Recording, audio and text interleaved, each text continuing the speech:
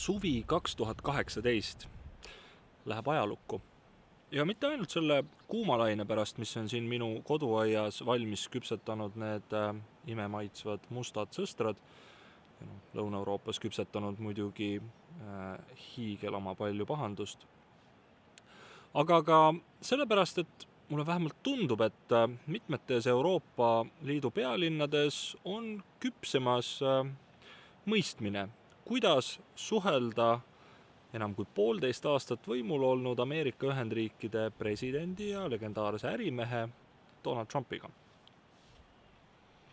Trump on oma ametiaja jooksul teadagi külvanud palju kahtlusi, tekitanud pahandust ja kutsunud esile solvumist oma vastuoluliste avalduste ja ennustamatu poliitikaga, nagu paljud väidavad.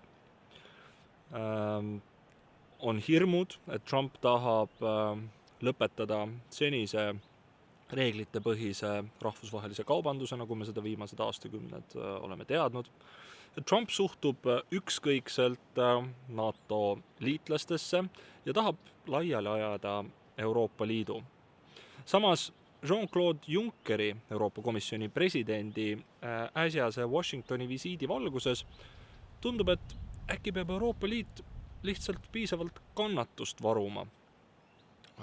Lugema ära üsna külma närviga kõik need Valgest Majast tulnud säutsud ja siis, kui diili tegemise aeg on küps, lugema Trumpile omalt poolt ette kõik need vanad jutupunktid, mida esitleti ka Barack Obamale ajal, mil käisid näiteks Atlandi-ülese vabakaubandusleppe läbirääkimised.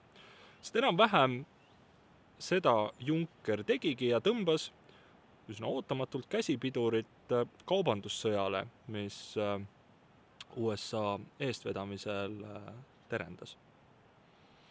Nüüd küsimus on selles, kas NATO ja Helsingi kohtumise järel üsna sellise suure kriitikalaviini alla jäänud Trump võttis liitlaste tümitamisest lihtsalt väikese pausi või on Euroopa liidrid päriselt viimaks aru saanud, kuidas selle üsna ebahariliku presidendiga on võimalik asju ajada.